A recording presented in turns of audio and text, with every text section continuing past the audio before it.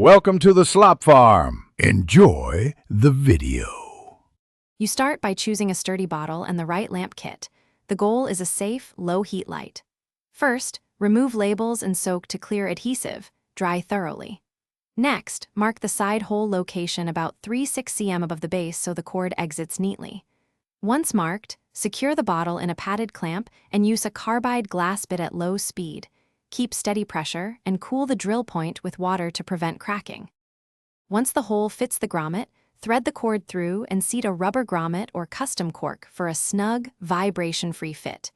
You wire the LED following polarity. Most lamp kits have screw terminals. Strip 0. 1 cm of insulation and secure tightly.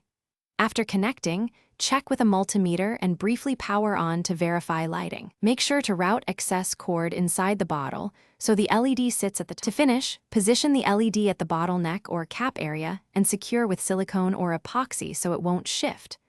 Once cured, add a diffuser or decorative filler, sand, shells, or fairy lights to soften output. Test the lamp for several minutes. Make sure there's no heat buildup. If you notice flicker or warmth, immediately power off and inspect connections, replace with the specified driver or a lower watt LED, and reseal any gaps with epoxy to prevent moisture ingress. Thanks for watching. Consider subscribing if we helped you today.